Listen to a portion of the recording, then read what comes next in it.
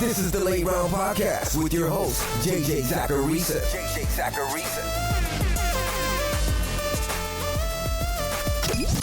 What's up, everyone? It's JJ Zacharisa, the editor-in-chief at FanDuel and at numberfire.com, and this is episode 605 of the Late Round Podcast, with many shows that are part of the FanDuel Podcast Network.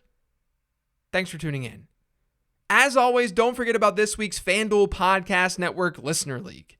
Check out FanDuel.com/league/listener league to join. It's a rake-free contest that costs $5 to enter and has $1,500 in prizes. You can enter up to 3 lineups to the contest. Again, that's FanDuel.com/league/listener league to join. Eligibility restrictions apply. Go to FanDuel.com or download the FanDuel app for more details. The first question this week says, "Hi JJ, thanks to you, I'm in the final of my home league. Congrats. I get the feeling that this year was a bad year for quarterback streaming. Normally I have a better hit rate with streamers, but this year feels like streaming didn't work well. Is it me, bad luck, or a strange year? Quarterback streaming has been tough for the last 2 seasons, not just this one. And a lot of it is because 2 things have happened.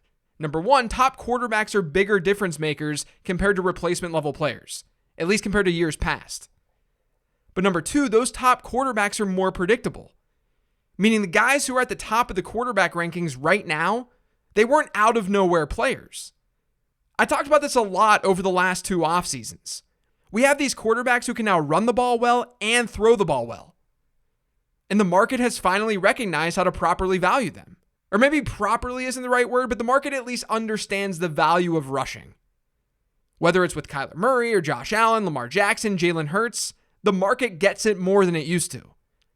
And then on top of that, pocket passers like Matthew Stafford and Tom Brady, they generally did well this year too. A lot of these quarterbacks were selected in the top 10 or the top 12 in drafts. And then the replacement level guys, they're just not as predictable as a result because the pool of replacement level players isn't what it used to be. I've got another podcast called Living the Stream. Each week, my co-host Denny Carter and I, we talk through our favorite quarterback, tight end, and defensive streamers. In a typical year, we're going to stream the equivalent of a defense 2 or 3. And keep in mind, with our streaming picks, we don't have the luxury of finding someone off the waiver wire and just starting them each week. Like if we said to add Taysom Hill and then his percent roster number got too high, we don't recommend Hill anymore. We don't have that luxury.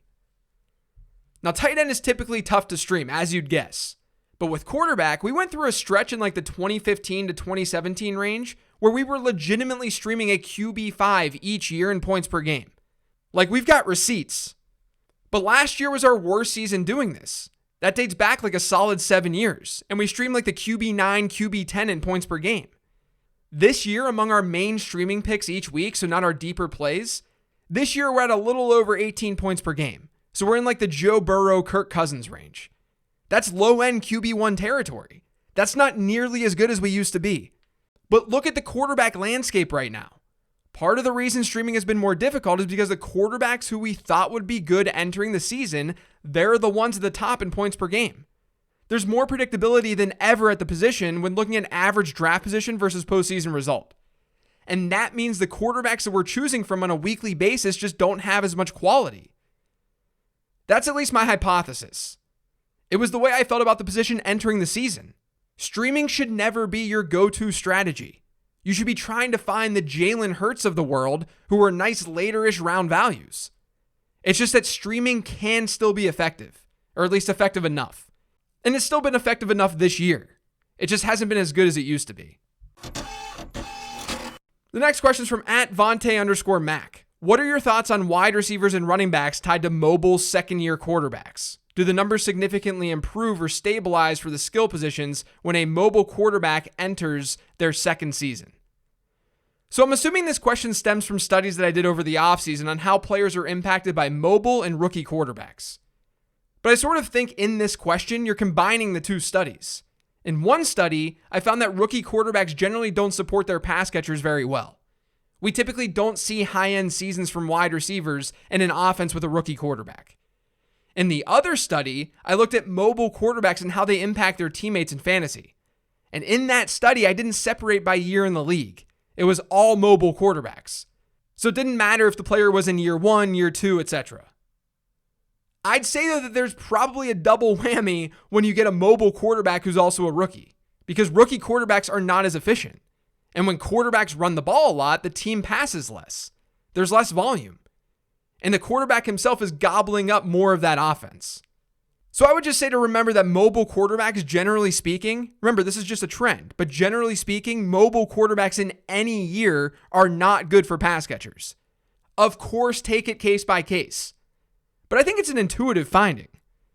And by the way, the episode on the impact that mobile quarterbacks have on their teammates is episode 510. And the episode on rookie quarterbacks is 518. The next question is from @thecommich. What are the most important things you can do to improve at fantasy football?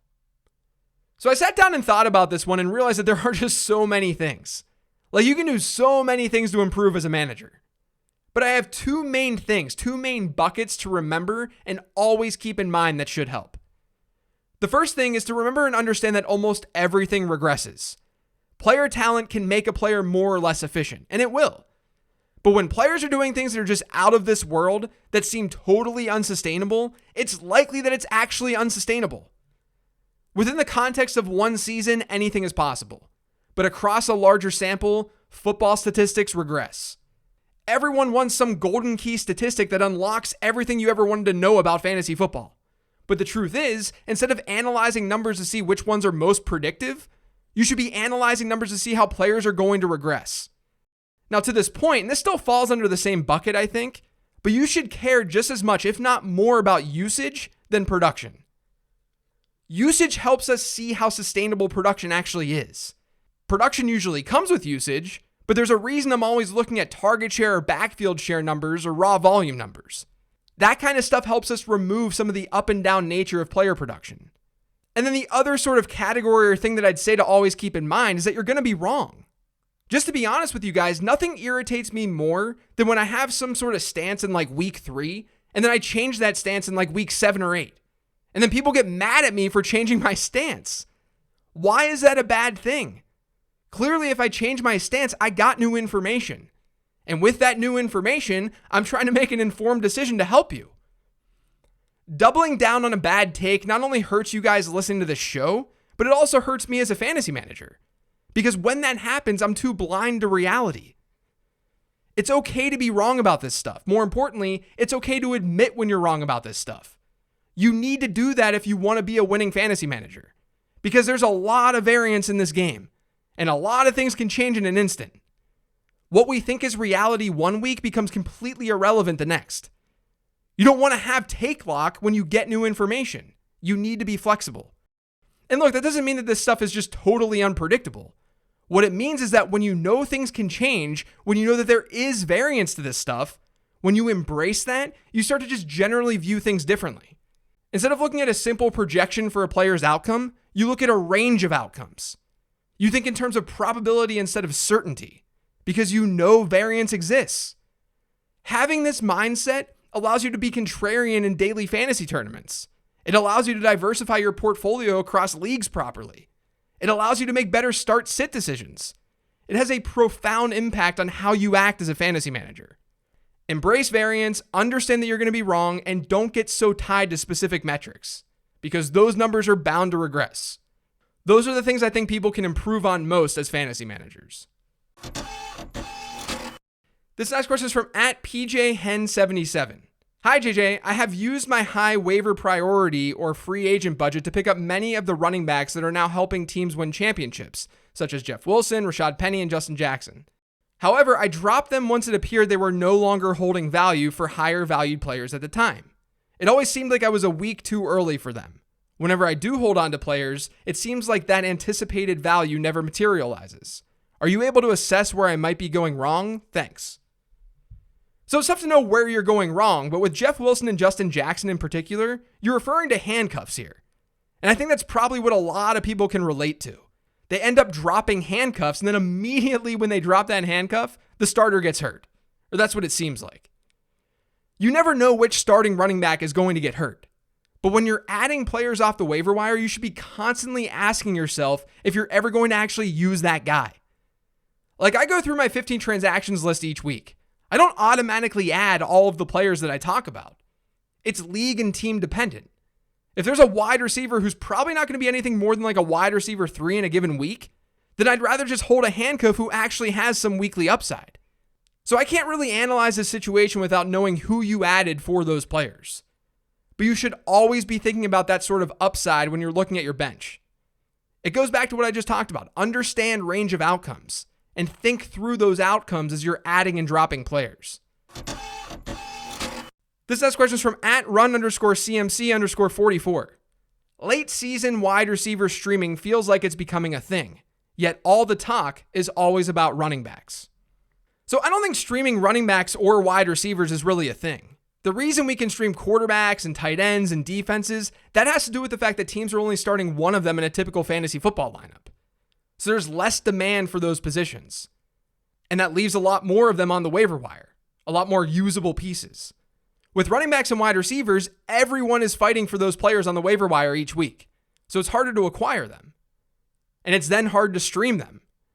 Now, if you're referring to finding gems on the waiver wire, yeah, you can find wide receivers. I don't think anyone is really disputing that, though. We just talk about running back handcuffs because adding them is a way to get ahead of things. And we know running backs can step in and see a more predictable workload when their starter gets hurt. With wide receivers, it's often more gradual. It doesn't happen in an instant. It's more about talent and searching for trends that seem to point to that wide receiver becoming a bigger part of the game plan. But I guess I just don't agree with the premise here. Streaming running backs and wide receivers is not really a thing. But if you're referring to just adding guys off the waiver wire each week, I don't think anyone is out there saying that you can't do that at wide receiver versus running back. This next question is from @_dietdonut. Is Aaron Jones' usage concerning enough to bench him this week? Now, I don't answer start-sit questions on this mailbag show because they're just not very appealing. But I had like 3 people ask me about Aaron Jones this week, so let me just break this down for a sec. Is his usage concerning? I mean, kind of. But I don't think it's so concerning to bench him. He's seen about 60% of Green Bay's running back rushes over his last 2 games, and he hit an 18% target share last week. Meanwhile, he gets a plus matchup this week against Minnesota, where the Packers are 6.5-point favorites. Basically, even with that split backfield, I can't imagine you have a better option on your bench than Aaron Jones. He's a top 10 or 12 option this week, if not better. So you'd need to have 3 or 4 top 10 running backs to bench him in most cases. This next question is from @AZClaire. My opponent has Jonathan Taylor. Was it a dumb move to drop Mooney for Nyheim Hines to potentially block him? I have 2 more wide receivers on my bench that would play over Mooney if something happens to my starters. And my opponent has better bench wide receivers too. So let's just talk about this at a high level. This is really asking if you should drop players on your bench who you won't use and who your opponent won't use for players that your opponent might want to use. And the answer to this is absolutely yes. You should be blocking your opponent from getting the best players. You're trying to win. You do whatever you can within the rules to win. This is just strategy. And like I talked about on the 15 Transaction Show earlier this week, there's an argument to make that dropping guys like Terry McLaurin, who could be enticing to your opponent, that you may want to drop those players because they haven't been productive, but they have big names. That's all part of the game this time of year. So you're thinking the right way if you're doing this. This next question says, what is your podcast schedule like for the offseason? Also, you often mention your rookie evaluation, but I haven't seen what goes into the process. And will you release a list during the offseason prior to next year's fantasy draft? So this is the last episode of the season for me. And then I'm planning to take a week off from the show and reset a little bit. But then for those of you who are new to this show, I do off-season content. Early in the week, I do 1 episode on some random topic each week. And then I do a mailbag show every Friday. I love the off-season because I have time to do the studies that I reference all the time on this show. And it's time to do work with the incoming rookie class. Now, I've gone through my rookie evaluation work every single year. My process, which rookies I like, all of that stuff. I do it every year. And this year will not be any different. So please don't unsubscribe from the show. I'll have some content for you guys throughout the off-season. The last question this week is from @BDFFB. Other than helping your followers win a fantasy championship, what is the most gratifying part of your job? I think it's appropriate to end today's show, the last one of the season, with this question. First and foremost, I want you guys to all win your fantasy championships. Some analysts may not care how well their audience does, but I care a lot. I love hearing that my advice helped you out, or that a process that I talked about got you a title. Aside from that, though, I think life is about relationships. And by far the best part of this job is the relationships that I've been able to build. Not just with other analysts in the industry either. I've made some really great friends in this space who do what I do, who sit on podcasts and talk about fantasy football every day. And I'm forever grateful for getting the chance to meet those people. But I enjoy the hell out of the relationships that I built with listeners too. To me, we're on this fantasy football journey together. I play fantasy football too. I've got my home league, my local league. I've got expert leagues. I'm trying to win titles too. There's no reason for me to act like I'm not tilting every Sunday when things seem to not go my way. There's no reason for me to act like I'm not in the literal exact same position as you guys with this stuff. And there's a cool bond with that, I think. When we're on this journey together, when we escape reality for a little bit together, that naturally forms some cool relationships. And I'll tell you what, I've done a lot with my career that I'm very proud of. But nothing compares to the messages and the emails that I get from people who tell me that they were in a bad place, that things weren't going their way in life, but my podcast and my content helped them. It helped them escape. It helped them just get away from those problems for a little bit as they thought about their fantasy teams. I can't put into words how rewarding that is. Like, it's cool to get recognized in this space and to win awards. But nothing is better than having the privilege to sit here and to build relationships with people just by speaking about a game that we all love. So thank you all for going on this journey with me this year. I can't explain how much it means to me that you tune into this show. It gets me excited to do my job each and every day. And I don't think that's ever going to go away. That's going to do it for today's show, though. Thanks to all of you for listening. If you've yet subscribed to Late Round Podcast, make sure you are by searching for it pretty much anywhere podcasts can be found. And don't forget to follow me on Twitter at LateRoundQB. Thanks for listening this season, everyone. I really, really do appreciate it. I cannot wait for the off season. Big things are coming. Happy New Year to everyone. I will talk to you soon.